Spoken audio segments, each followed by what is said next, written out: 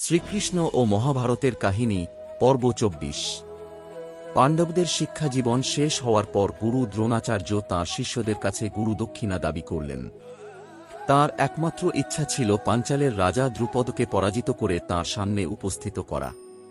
কারণ শৈশবে দ্রুপদ ও দ্রোণ বন্ধু হলেও রাজা হওয়ার পর দ্রুপদ সেই বন্ধুত্ব অস্বীকার করে দ্রোণকে অপমান করেছিলেন। এই অপমানের প্রতিশোধই ছিল দ্রোণের লক্ষ্য। প্রথমে দুর্যোধনের নেতৃত্বে কৌরবরা আক্রমণ চালালেও তারা দ্রুপদের কাছে পরাজিত হয়। এরপর অর্জুনের নেতৃত্বে পাণ্ডবরা যুদ্ধক্ষেত্রে প্রবেশ করেন। ভীম তাঁর গদার প্রহার দিয়ে শত্রু সৈন্যকে বিপর্যস্ত করেন, আর অর্জুন তাঁর অসাধারণ ধনুর্বিদ্যার মাধ্যমে দ্রুপদকে পরাস্ত করে জীবিত অবস্থায় বন্দী করেন। দ্রোণাচার্য বন্দী দ্রুপদকে বললেন, আজ আমি প্রতিশোধ নিলাম, তবে পুরনো বন্ধুত্বের কথা স্মরণ করে তোমার রাজ্যের অর্ধেক তোমাকেই ফিরিয়ে দিচ্ছি। এই ঘটনার ফলে দ্রুপদের মনে গভীর অপমান ও প্রতিশোধের আগুন জ্বলে ওঠে। তিনি সংকল্প করেন এমন এক পুত্র লাভ করবেন যে ভবিষ্যতে দ্রোণাচার্যকে বধ করবে। এই সংকল্প থেকেই পরে যজ্ঞের মাধ্যমে জন্ম নেন ধৃষ্টদ্যুম্ন, আর একই যজ্ঞ থেকে আবির্ভূত হন দ্রৌপদী। এদিকে এই সময়ে শ্রীকৃষ্ণ এখনও কুরুসভায় সরাসরি প্রবেশ করেননি, কিন্তু ভাগ্যের চাকা ধীরে ধীরে এমনভাবে ঘুরছিল যে ভবিষ্যতে কৃষ্ণ, পাণ্ডব ও দ্রৌপদীর জীবন এক সূত্রে গাঁথা হবে, এবং সেই সূত্রই মহাভারতের মহাযুদ্ধের দিকে ইতিহাসকে এগিয়ে নিয়ে যাবে। পরবর্তী পর্ব, পর্ব ২৫, দ্রুপদের যজ্ঞ, ধৃষ্টদ্যুম্ন ও দ্রৌপদীর অলৌকিক জন্ম এবং ভবিষ্যতের মহাকাহিনীর নতুন অধ্যায়। শ্রীকৃষ্ণ ও মহাভারতের কাহিনী পর্ব ২৫। রাজা দ্রুপদ দ্রোণাচার্যের কাছে পরাজিত ও অপমানিত হওয়ার পর প্রতিজ্ঞা করলেন তিনি এমন এক পুত্র লাভ করবেন যে ভবিষ্যতে দ্রোণাচার্যকে পরাজিত ও বধ করবে। এই উদ্দেশ্যে তিনি দুই মহান ঋষি, জাজ এবং উপজাজের সাহায্যে এক বিশেষ যজ্ঞের আয়োজন করেন। যজ্ঞ যখন চূড়ান্ত পর্যায়ে পৌঁছাল, তখন অগ্নিকুণ্ড থেকে অলৌকিকভাবে এক দীপ্তিমান যুবকের আবির্ভাব ঘটে। তিনি ছিলেন ধৃষ্টদ্যুম্ন। আকাশবাণী ঘোষণা করল যে এই বীরই একদিন দ্রোণাচার্যের মৃত্যুর কারণ হবেন। এরপর একই অগ্নিকুণ্ড থেকে আবির্ভূত হলেন এক অতুলনীয় রূপসী কন্যা। তাঁর গাত্রবর্ণ ছিল শ্যামল, মুখমণ্ডল ছিল জ্যোতির্ময়। তিনি ছিলেন দ্রৌপদী, যিনি কৃষ্ণা নামেও পরিচিত। আবার আকাশবাণী শোনা গেল এই রাজকন্যা ভবিষ্যতে বহু ক্ষত্রিয় বংশের পতনের অন্যতম কারণ হবেন এবং ধর্ম প্রতিষ্ঠার মহান ঘটনায় গুরুত্বপূর্ণ ভূমিকা পালন করবেন। রাজা দ্রুপদ আনন্দের সঙ্গে তাঁদের সন্তানরূপে গ্রহণ করলেন। ধৃষ্টদ্যুম্নকে ভবিষ্যতের যোদ্ধা হিসেবে গড়ে তোলা হল, আর দ্রৌপদী বড় হতে লাগলেন সৌন্দর্য, বুদ্ধিমত্তা ও মর্যাদার প্রতীক হয়ে।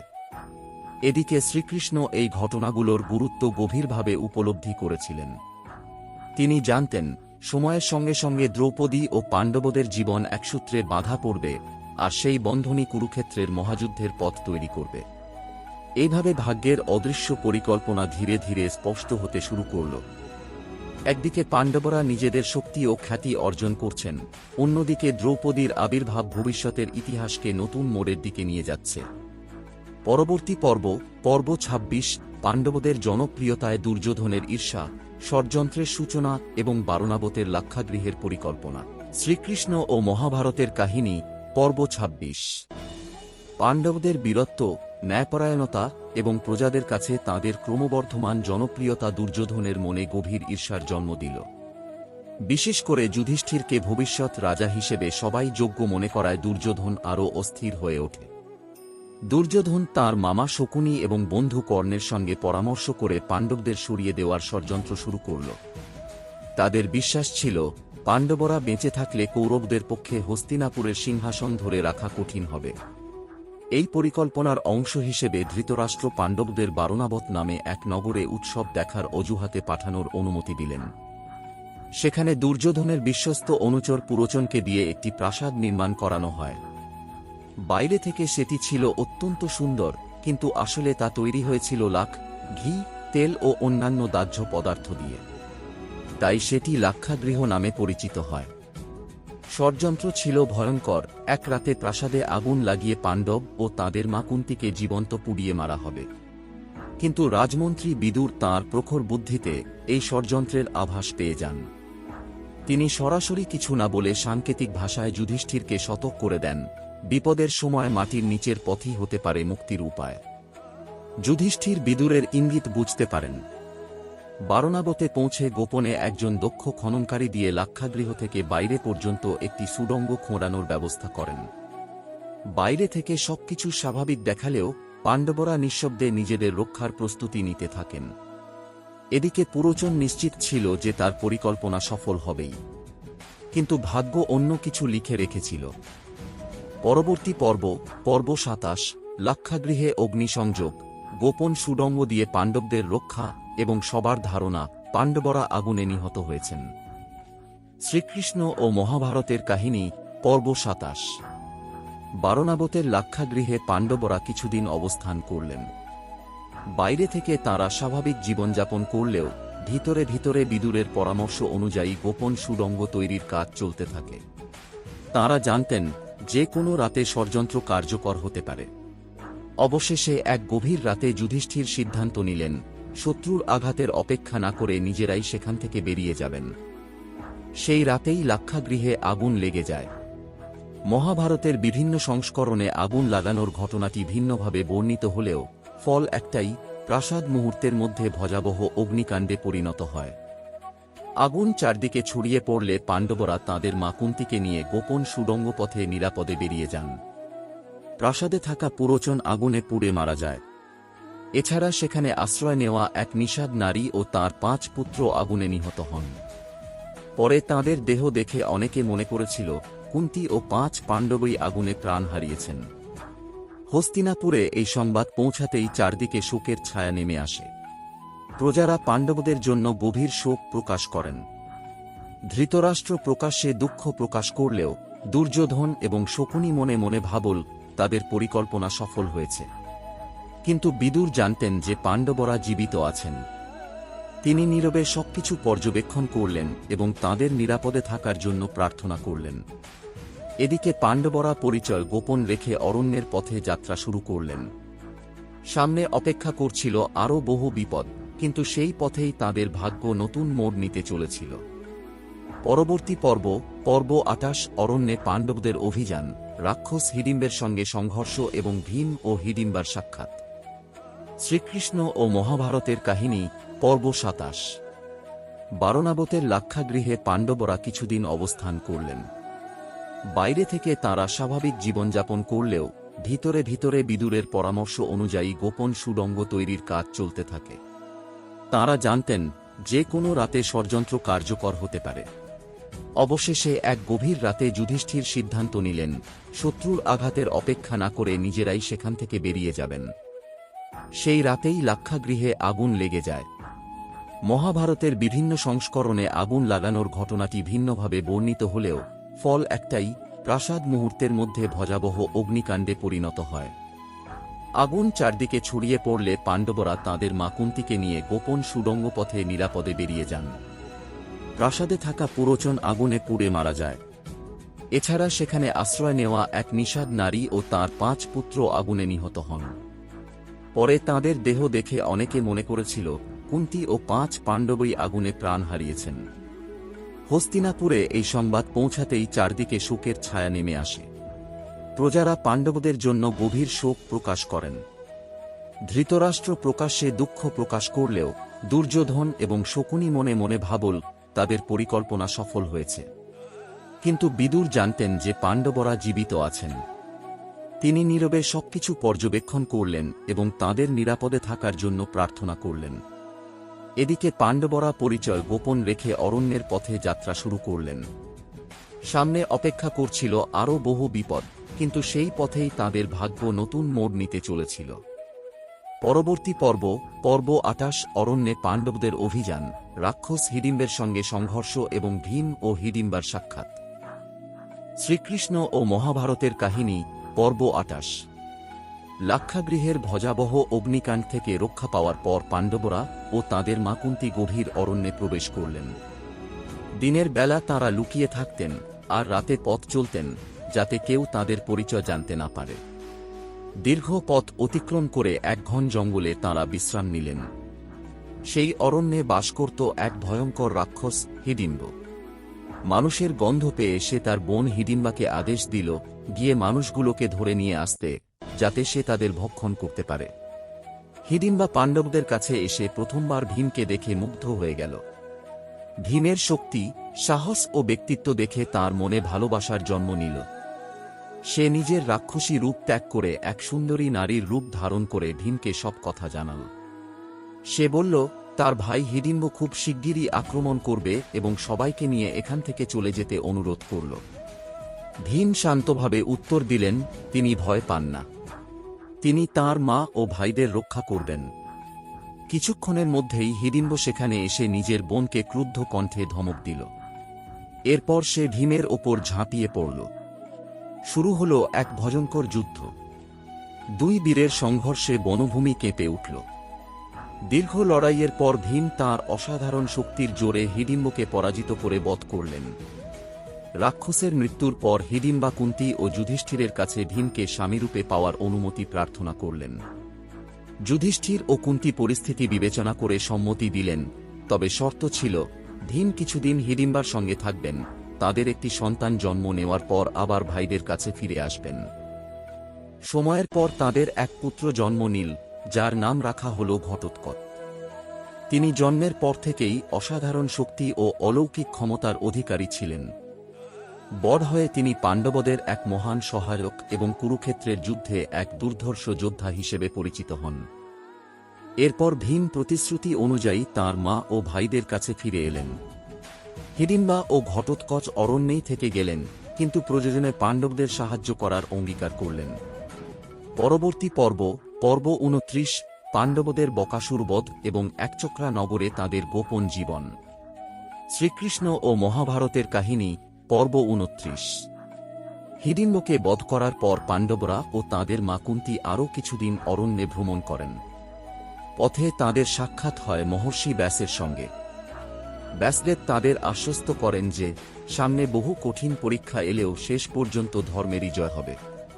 তিনি পাণ্ডবদের কিছুদিন পরিচয় গোপন রেখে একচক্রা নগরে ব্রাহ্মণের বেশে বাস করার পরামর্শ দেন। পাণ্ডবরা একচক্রায় এক দরিদ্র ব্রাহ্মণের বাড়িতে আশ্রয় নিলেন। তাঁরা ভিক্ষা করে জীবিকা নির্বাহ করতেন। প্রতিদিন যা ভিক্ষা মিলত, কুন্তী তা সবার মধ্যে সমানভাবে ভাগ করে দিতেন। ভীমের অধিক খাদ্যের প্রয়োজন হওয়ায় তাঁর জন্য একটু বেশি অংশ রাখা হতো। একদিন কুন্তী লক্ষ্য করলেন যে ব্রাহ্মণের বাড়িতে তাঁরা থাকছেন, সেখানে সবাই কান্নাকাটি করছেন। কারণ জানতে চাইলে ব্রাহ্মণ জানালেন, কাছের বনে বকাসুর নামে এক ভয়ঙ্কর রাক্ষস বাস করে। তার ভয়ে নগরবাসীরা একটি চুক্তি করতে বাধ্য হয়েছিল, প্রতিদিন একটি গরুর গাড়ি ভর্তি খাদ্য এবং সেই সঙ্গে একজন মানুষকে তার কাছে পাঠাতে হবে। সেই দিন ব্রাহ্মণের পরিবারের একজনের যাওয়ার পালা এসেছে। কুন্তী তাঁদের সান্ত্বনা দিয়ে বললেন, তাঁর পুত্র ভীম এই দায়িত্ব নেবেন। প্রথমে ব্রাহ্মণ রাজি না হলেও কুন্তীর অনুরোধে সম্মতি দেন। পরদিন ভীম খাদ্যভর্তি গাড়ি নিয়ে বকাসুরের কাছে গেলেন। কিন্তু রাক্ষসের জন্য খাবার রেখে না দিয়ে তিনি নিজেই শান্তভাবে সেই খাবার খেতে শুরু করলেন। এতে বকাসুর প্রচণ্ড ক্রুদ্ধ হয়ে ভীমের ওপর আক্রমণ করল। দুজনের মধ্যে ভয়ঙ্কর যুদ্ধ শুরু হল। বকাসুর ছিল অত্যন্ত শক্তিশালী, কিন্তু ভীমের অসীম বলের কাছে সে টিকতে পারল না। দীর্ঘ লড়াইয়ের পর ভীম তাকে বধ করলেন। এরপর তিনি বকাসুরের মৃতদেহ নগরের প্রবেশদ্বারের কাছে রেখে আসেন। পরদিন নগরবাসী রাক্ষসের মৃতদেহ দেখে আনন্দে আত্মহারা হয়ে ওঠে। বহু বছরের আতঙ্কের অবসান ঘটে, কিন্তু ভীম বা পাণ্ডবদের পরিচয় তখনও গোপনই রয়ে যায়। এই ঘটনার পর পাণ্ডবদের সাহস ও ধর্মরক্ষার আদর্শ আরও একবার প্রকাশ পেল, যদিও তাদের প্রকৃত পরিচয় তখনও কেউ জানত না। পরবর্তী পর্ব 30, দ্রৌপদীর স্বয়ংবরের সংবাদ, পাণ্ডবদের পাঞ্চালে যাত্রা এবং ভাগ্যের নতুন অধ্যায়ের সূচনা। শ্রীকৃষ্ণ ও মহাভারতের কাহিনী, পর্ব 30। একচক্রা নগরে কিছুদিন শান্তিতে থাকার পর পাণ্ডবরা জানতে পারলেন যে দ্রুপদ তাঁর কন্যা দ্রৌপদীর স্বয়ংবরের আয়োজন করেছেন। এই সংবাদ দ্রুত সমগ্র আর্যাবর্তে ছড়িয়ে পড়ল। অসংখ্য রাজা, রাজপুত্র ও বীর যোদ্ধা পাঞ্চালের রাজধানীর উদ্দেশ্যে রওনা হলেন। এই সময় মহর্ষি ব্যাস পাণ্ডবদেরও সেখানে যাওয়ার পরামর্শ দিলেন। তিনি জানতেন ভাগ্যের এক গুরুত্বপূর্ণ অধ্যায় সেখানে তাদের জন্য অপেক্ষা করছে। পাণ্ডবরা ব্রাহ্মণের ছদ্মবেশেই মা কুন্তিকে সঙ্গে নিয়ে পাঞ্চালের উদ্দেশ্যে যাত্রা করলেন। স্বয়ম্বর সভার জন্য নির্মিত হয়েছিল এক বিশাল অঙ্গন। সেখানে একটি কঠিন পরীক্ষা রাখা হয়েছিল। অনেক উঁচুতে একটি ঘূর্ণায়মান চক্রের উপরে একটি কৃত্রিম মাছ ঝুলিয়ে রাখা হয়। নিচে একটি পাত্রে পানি রাখা হয়েছিল। প্রতিযোগীকে সরাসরি মাছের দিকে না তাকিয়ে পানিতে তার প্রতিবিম্ব দেখে মাছের চোখে তীরবিদ্ধ করতে হতো। এই পরীক্ষায় সফল যোদ্ধাই দ্রৌপদীকে বিবাহ করার অধিকার পেতেন। স্বয়ম্বর সভায় উপস্থিত ছিলেন বহু খ্যাতনামা বীর, তাঁদের মধ্যে ছিলেন কর্ণ, দুর্যোধন, শল্য, শিশুপাল এবং আরও অনেক রাজা। এই সভায় উপস্থিত ছিলেন শ্রীকৃষ্ণ এবং তাঁর ভ্রাতা বলরাম। কৃষ্ণ সভায় উপস্থিত ব্রাহ্মণবেশী পাণ্ডবদের দেখেই তাঁদের চিনতে পারেন। তিনি বলরামকে নির্বে জানালেন পাণ্ডবরা জীবিত আছেন এবং যথাসময়ে নিজেদের পরিচয় প্রকাশ করবেন। তবে কৃষ্ণ তখনও নীরব থাকলেন, কারণ তিনি জানতেন সময় সত্যকে প্রকাশ করবে। একের পর এক বীর যোদ্ধা ধনুক তুলতে বা লক্ষ্যভেদ করতে ব্যর্থ হলেন। সভায় উত্তেজনা ক্রমশ বাড়তে লাগল। সবাই ভাবতে লাগল, এত কঠিন পরীক্ষায় আদৌ কেউ সফল হতে পারবে কি? ঠিক তখনই ব্রাহ্মণের বেশে বসে থাকা অর্জুন ধীরে ধীরে উঠে দাঁড়ালেন। সভার অনেকেই বিস্মিত হলেন, একজন অজ্ঞাত ব্রাহ্মণ কি এই অসম্ভব পরীক্ষায় অংশ নিতে চলেছেন? পরবর্তী পর্ব 31 অর্জুনের লক্ষ্যভেদ, দ্রৌপদীর স্বয়ংবর এবং পাণ্ডবদের প্রকৃত পরিচয়ের আভাস। শ্রীকৃষ্ণ ও মহাভারতের কাহিনী পর্ব 31। স্বয়ংবর সভায় যখন একের পর এক রাজা ও বীর যোদ্ধা ব্যর্থ হয়ে নিজেদের আসনে ফিরে যাচ্ছিলেন, তখন ব্রাহ্মণের বেশে অর্জুন ধীরে ধীরে এগিয়ে এলেন। সভায় উপস্থিত অনেকে বিস্মিত হলেন। কেউ কেউ উপহাস করে বললেন, যেখানে মহাবীররাই ব্যর্থ হয়েছেন, সেখানে একজন অজ্ঞাত ব্রাহ্মণ কিভাবে সফল হবেন? অর্জুন শান্ত মনে ধনুকের কাছে গিয়ে প্রথমে ভগবান শিব ও তাঁর গুরু দ্রোণাচার্যকে স্মরণ করলেন। তারপর অনায়াসে বিশাল ধনুকটি তুলে যা সংযোজন করলেন। তিনি নিচের পানিতে মাছের প্রতিবিম্ব দেখলেন, মন স্থির করলেন এবং একটিমাত্র তীর নিক্ষেপ করলেন। মুহূর্তের মধ্যেই তীরটি ঘূর্ণায়মান মাছের চোখ বিদ্ধ করল। সমগ্র সভা বিস্ময়ে স্তব্ধ হয়ে গেল। পরক্ষণেই চারদিকে আনন্দধ্বনি উঠল। দ্রৌপদী এগিয়ে এসে বিজয়ী অর্জুনের গলায় বরমালা পরিয়ে দিলেন। কিন্তু অনেক রাজা এই ফল মেনে নিতে পারলেন না। তাঁরা ক্ষুব্ধ হয়ে বললেন, একজন অজ্ঞাত ব্রাহ্মণ কিভাবে রাজকন্যাকে বিবাহ করতে পারেন? ক্রোধে তাঁরা অর্জুন ও অন্যান্য ব্রাহ্মণদের ওপর আক্রমণ করতে উদ্যত হলেন। ঠিক সেই সময় ভীম এগিয়ে এসে একটি বিশাল বৃক্ষ উপরে অস্ত্রের মতো ধারণ করলেন। অর্জুন ও ধনুক হাতে যুদ্ধের জন্য প্রস্তুত হলেন।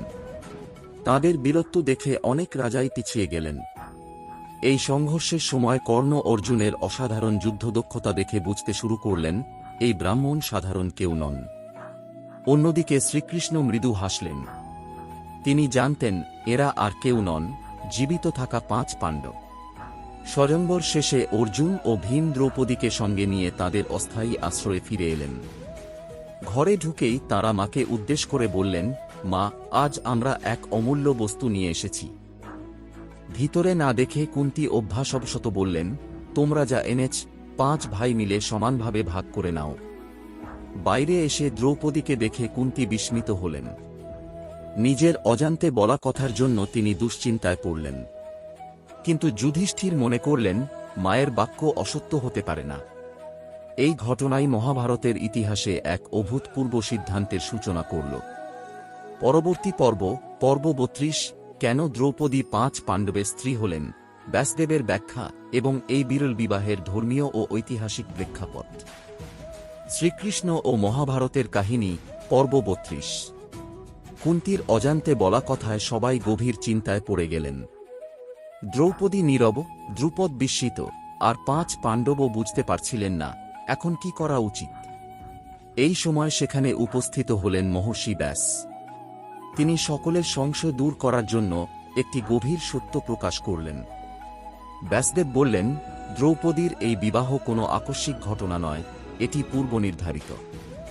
এক প্রচলিত কাহিনী অনুসারে পূর্বজন্মে দ্রৌপদী ছিলেন এক ধর্মপরায়ণা নারী। তিনি কঠোর তপস্যা করে শিবের কাছে এমন একজন স্বামী প্রার্থনা করেছিলেন, যার মধ্যে বীরত্ব, ধর্মনিষ্ঠা, শক্তি, সৌন্দর্য এবং প্রজ্ঞা, এই 5টি শ্রেষ্ঠ গুণ থাকবে। প্রার্থনার সময় তিনি একই আবেদন 5 বার করেছিলেন। তখন শিব বর দিয়েছিলেন যে পরবর্তী জন্মে তিনি এই 5 গুণসম্পন্ন 5 জন স্বামী লাভ করবেন। ব্যাসদেব আরও ব্যাখ্যা করলেন যে 5 পাণ্ডবের প্রত্যেকের মধ্যেই একটি করে অসাধারণ গুণ বিশেষভাবে প্রকাশ পেয়েছে। যুধিষ্ঠির, ধর্ম ও ন্যায়পরায়ণতা; ভীম, অসীম শক্তি; অর্জুন, অতুলনীয় বীরত্ব ও ধনুর্বিদ্যা; নকুল, সৌন্দর্য ও অশ্ববিদ্যায় দক্ষতা; সহদেব, প্রজ্ঞা ও দূরদর্শিতা।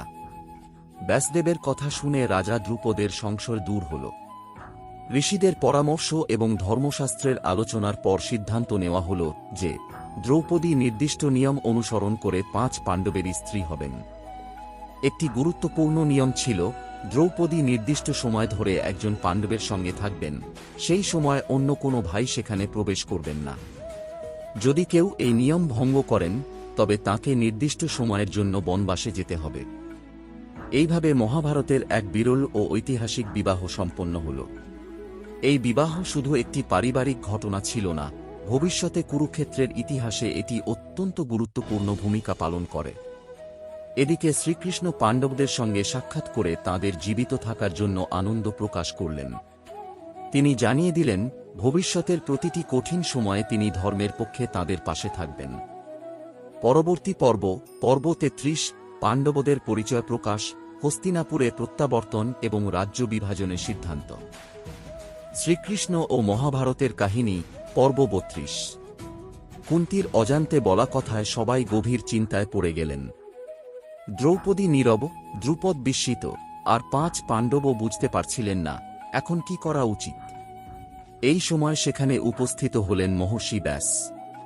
তিনি সকলের সংশয় দূর করার জন্য একটি গভীর সত্য প্রকাশ করলেন। ব্যাসদেব বললেন, দ্রৌপদীর এই বিবাহ কোনো আকস্মিক ঘটনা নয়, এটি পূর্বনির্ধারিত। এক প্রচলিত কাহিনী অনুসারে পূর্বজন্মে দ্রৌপদী ছিলেন এক ধর্মপরায়ণা নারী। তিনি কঠোর তপস্যা করে শিবের কাছে এমন একজন স্বামী প্রার্থনা করেছিলেন যার মধ্যে বীরত্ব, ধর্মনিষ্ঠা, শক্তি, সৌন্দর্য এবং প্রজ্ঞা, এই 5টি শ্রেষ্ঠ গুণ থাকবে। প্রার্থনার সময় তিনি একই আবেদন 5 বার করেছিলেন। তখন শিব বর দিয়েছিলেন যে পরবর্তী জন্মে তিনি এই 5 গুণসম্পন্ন 5 জন স্বামী লাভ করবেন। ব্যাসদেব আরও ব্যাখ্যা করলেন যে 5 পাণ্ডবের প্রত্যেকের মধ্যেই একটি করে অসাধারণ গুণ বিশেষভাবে প্রকাশ পেয়েছে।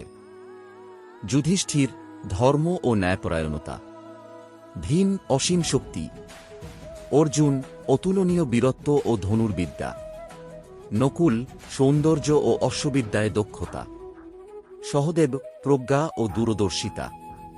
ব্যাসদেবের কথা শুনে রাজা দ্রুপদের সংশয় দূর হল। ঋষিদের পরামর্শ এবং ধর্মশাস্ত্রের আলোচনার পর সিদ্ধান্ত নেওয়া হল যে দ্রৌপদী নির্দিষ্ট নিয়ম অনুসরণ করে 5 পাণ্ডবের স্ত্রী হবেন।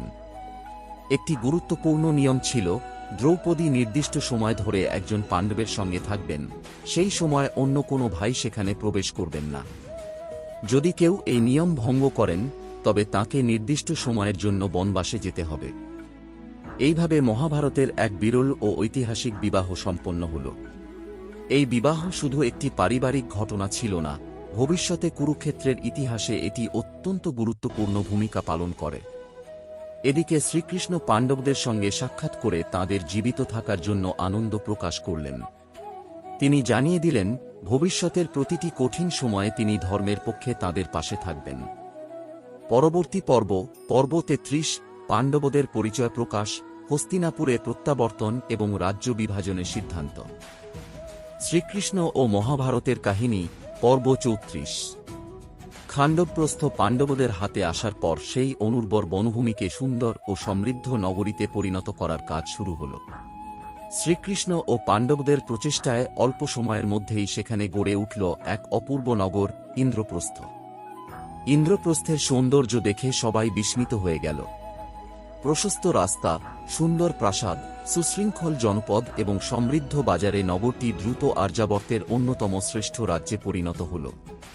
পাণ্ডবদের ন্যায়পরায়ণ শাসনে প্রজারা সুখ ও শান্তিতে বসবাস করতে লাগল। এই সময় এক বিশেষ ঘটনা ঘটল। একদিন অর্জুন ও শ্রীকৃষ্ণ খাণ্ডব অরণ্যে গিয়েছিলেন। সেখানে তাঁদের সাক্ষাৎ হয় অগ্নিদেবের সঙ্গে। অগ্নিদেব জানান তিনি খাণ্ডব বন ভক্ষণ করতে চান, কিন্তু দেবরাজ ইন্দ্র বারবার বৃষ্টি বর্ষণ করে সেই আগুন নিভিয়ে দেন, কারণ সেই বনে ইন্দ্রের বন্ধু নাগরাজ তক্ষকের বাস ছিল। অগ্নিদেব অর্জুন ও কৃষ্ণের কাছে সাহায্য প্রার্থনা করেন। তাঁদের সহায়তার বিনিময়ে অগ্নিদেব অর্জুনকে দেবদত্ত ধনুক গাণ্ডীব এবং অক্ষয় তুনীর প্রদান করেন। কৃষ্ণ তাঁর দিব্য শক্তি নিয়ে অর্জুনের সঙ্গে দাঁড়ালেন। এরপর শুরু হল খাণ্ডব অরণ্যের ভয়ঙ্কর দহন। অর্জুন তার অসাধারণ ধনুর্বিদ্যার মাধ্যমে ইন্দ্রের বৃষ্টি প্রতিহত করলেন, আর কৃষ্ণ শত্রুদের মোকাবিলা করলেন। এই ঘটনায় বহু প্রাণী মারা গেলেও ময়দানম নামে এক মহান স্থপতি অর্জুনের কাছে প্রাণভিক্ষা চাইলেন। অর্জুন তাকে রক্ষা করলেন। কৃতজ্ঞতাস্বরূপ ময়দানব পাণ্ডবদের জন্য এক অপূর্ব সভাগৃহ নির্মাণ করার প্রতিশ্রুতি দিলেন। সেই সভা পরবর্তীকালে মায়াসভা নামে বিখ্যাত হয়। তার সৌন্দর্য, স্থাপত্য ও অলৌকিক বৈশিষ্ট্য দেখে দেবতাদের সভার সঙ্গেও তার তুলনা করা হতো। মায়াসভা নির্মাণের পর ইন্দ্রপ্রস্থের গৌরব আরও বৃদ্ধি পেল। পাণ্ডবদের শক্তি, সম্পদ ও সম্মান চারদিকে ছড়িয়ে পড়তে লাগল। কিন্তু এই উন্নতি দেখে হস্তিনাপুরে দুর্যোধনের মনে আবারও ঈর্ষার আগুন জ্বলে উঠল। বিশেষ করে মায়াসভার ঐশ্বর্য দেখে সে মনে মনে পাণ্ডবদের পতনের পরিকল্পনা করতে শুরু করল। পরবর্তী পর্ব, পর্ব ৩৫, যুধিষ্ঠিরের রাজসূয় যজ্ঞের সংকল্প, রাজাদের বশ্যতা স্বীকার এবং শ্রীকৃষ্ণের মহান ভূমিকা। শ্রীকৃষ্ণ ও মহাভারতের কাহিনী, পর্ব ৩৫। ইন্দ্রপ্রস্থের উন্নতি ও পাণ্ডবদের খ্যাতি চারদিকে ছড়িয়ে পড়ল। যুধিষ্ঠির ছিলেন ধর্মপ্রিয় ও ন্যায়পরায়ণ রাজা। তাঁর ইচ্ছা ছিল সমগ্র আর্যাবর্তে শান্তি ও ন্যায় প্রতিষ্ঠা করা। এই উদ্দেশ্যে তিনি রাজসূয় যজ্ঞ করার সংকল্প করলেন। কিন্তু রাজসূয় যজ্ঞের জন্য প্রয়োজন ছিল অন্য রাজাদের স্বীকৃতি ও সহযোগিতা। অনেক রাজা স্বেচ্ছায় যুধিষ্ঠিরের শ্রেষ্ঠত্ব মেনে নিলেও এক শক্তিশালী রাজা এর পথে বড় বাধা হয়ে দাঁড়িয়েছিলেন। তিনি ছিলেন জরাসন্ধ। জরাসন্ধ ছিলেন মগধের অত্যন্ত পরাক্রমশালী শাসক। তিনি বহু রাজাকে বন্দী করে রেখেছিলেন এবং নিজের শক্তির অহংকারে নিজেকে অপরাজেয় মনে করতেন। তাকে পরাজিত না করলে রাজসূয় যজ্ঞ সম্পূর্ণ করা কঠিন ছিল। এই সময় শ্রীকৃষ্ণ পাণ্ডবদের সাহায্যের জন্য এগিয়ে এলেন। কৃষ্ণ জানতেন জরাসন্ধকে পরাজিত করার জন্য বলপ্রয়োগের পাশাপাশি কৌশলেরও প্রয়োজন। কৃষ্ণ, ভীম ও অর্জুন ব্রাহ্মণের ছদ্মবেশে মগধে গেলেন। তাঁরা জরাসন্ধের কাছে গিয়ে নিজেদের পরিচয় প্রকাশ করে দ্বন্দ্বযুদ্ধের আহ্বান জানালেন। জরাসন্ধ তাঁদের মধ্যে ভীমকে যুদ্ধের জন্য বেছে নিলেন, কারণ তিনি ভীমের শক্তির সঙ্গে লড়াই করতে চেয়েছিলেন। ভীম ও জরাসন্ধের মধ্যে শুরু হল এক ভয়ঙ্কর মল্লযুদ্ধ। দিনের পর দিন তাঁরা লড়াই করতে থাকলেন। দুজনের শক্তি প্রায় সমান হওয়ায় কেউ কাউকে পরাজিত করতে পারছিলেন না। অবশেষে কৃষ্ণ ভীমকে জরাসন্ধের জন্মের রহস্য স্মরণ করিয়ে দিলেন। জরাসন্ধ জন্মের সময় দুই খণ্ডে বিভক্ত ছিলেন, পরে এক রাক্ষসী দুই অংশ জুড়ে দিলে তার জীবন ফিরে আসে। কৃষ্ণের ইঙ্গিত বুঝে ভীম জরাসন্ধকে দুই ভাগে বিভক্ত করে বিপরীত দিকে নিক্ষেপ করেন, ফলে জরাসন্ধের মৃত্যু হয়। জরাসন্ধের মৃত্যুর পর তাঁর কারাগারে বন্দী রাজারা মুক্তি পেলেন। তাঁরা যুধিষ্ঠিরের রাজসূয় যজ্ঞে অংশগ্রহণ করতে সম্মত হলেন। এই বিজয়ের ফলে পাণ্ডবদের সম্মান আরও বৃদ্ধি পেল। যুধিষ্ঠিরের রাজসূয় যজ্ঞের পথ পরিষ্কার হল। কিন্তু এই মহা অনুষ্ঠানের মধ্যেই ভবিষ্যতের এক ভয়ঙ্কর ঘটনার বীজ লুকিয়ে ছিল। পরবর্তী পর্ব, পর্ব ৩৬, রাজসূয় যজ্ঞ, শ্রীকৃষ্ণের অগ্রপূজা, শিশুপালের অপমান এবং কৃষ্ণের সুদর্শন চক্রের মহিমা। শ্রীকৃষ্ণ ও মহাভারতের কাহিনী, পর্ব ৩৭। রাজসূয় যজ্ঞের পর ইন্দ্রপ্রস্থের গৌরব আরও বেড়ে গেল। যুধিষ্ঠির সম্রাট হিসেবে প্রতিষ্ঠিত হলেন। চারদিকে পাণ্ডবদের সম্মান, সম্পদ ও শক্তির প্রশংসা হতে লাগল। কিন্তু এই সমস্ত ঐশ্বর্য দেখে দুর্যোধনের মনে ঈর্ষা আরও গভীর হল। রাজসূয় যজ্ঞ শেষে তিনি ইন্দ্রপ্রস্থের বিখ্যাত মায়াসভা দেখতে এলেন। এই সভাটি নির্মাণ করেছিলেন ময়দানব। এর স্থাপত্য ছিল এতই বিস্ময়কর যে কোথায় জল আর কোথায় মাটি তা বোঝা কঠিন ছিল। মায়াসভার অলৌকিক সৌন্দর্য দেখে দুর্যোধন বিস্মিত হয়ে গেলেন। কিন্তু সেই বিস্ময়ের সঙ্গে তার মনে জন্ম নিল হীনমন্যতা ও ক্রোধ। সভায় চলার সময় তিনি এক জায়গায় মেঝেকে জল ভেবে থেমে গেলেন, আবার যেখানে জল ছিল সেখানে মাটি ভেবে এগিয়ে গিয়ে পড়ে গেলেন। এই ঘটনায় সভায় উপস্থিত অনেকেই হাসলেন। মহাভারতের কিছু সংস্করণে বলা হয়, দ্রৌপদীও এই ঘটনায় হাস্য করেছিলেন, যদিও বিভিন্ন আঞ্চলিক বর্ণনায় এই অংশের বিবরণ ভিন্ন। দুর্যোধনের কাছে এই ঘটনা ছিল গভীর অপমানের মতো। তিনি মনে মনে প্রতিজ্ঞা করলেন, যেভাবেই হোক পাণ্ডবদের এই গৌরব ধ্বংস করবেন। হস্তিনাপুরে ফিরে এসে দুর্যোধন তার মামা শকুনির কাছে নিজের দুঃখ প্রকাশ করলেন। তিনি বললেন, পাণ্ডবদের সম্পদ ও সম্মান তিনি সহ্য করতে পারছেন না। শকুনি দুর্যোধনের দুর্বলতা বুঝতে পারলেন। তিনি জানতেন, যুদ্ধ করে পাণ্ডবদের পরাজিত করা সহজ নয়। তাই তিনি এক চতুর পরিকল্পনা করলেন, যুধিষ্ঠিরের পাশা খেলার দুর্বলতাকে কাজে লাগানো হবে। শকুনি বললেন, যুধিষ্ঠির ধর্মপ্রিয় হলেও পাশা খেলায় তাঁর আগ্রহ আছে। তাকে আমন্ত্রণ জানিয়ে ছলনার মাধ্যমে তাঁর সবকিছু কেড়ে নেওয়া সম্ভব। এই পরিকল্পনা শুনে দুর্যোধনের মনে নতুন আশা জাগল। কিন্তু এই ষড়যন্ত্রের পথে ছিল এক বিরাট নৈতিক পতনের সূচনা, যা শেষ পর্যন্ত সমগ্র কুরু বংশকে ধ্বংসের দিকে নিয়ে যাবে। এদিকে শ্রীকৃষ্ণ তখন অন্যত্র ছিলেন। কিন্তু তিনি জানতেন, ভাগ্যের চাকা ধীরে ধীরে এমন এক সংঘর্ষের দিকে এগিয়ে চলেছে, যেখানে ধর্ম ও অধর্মের চূড়ান্ত পরীক্ষা হবে। পরবর্তী পর্ব 38, ধৃতরাষ্ট্রের দ্বিধা, পাশা খেলার আমন্ত্রণ এবং যুধিষ্ঠিরের হস্তিনাপুরে আগমন।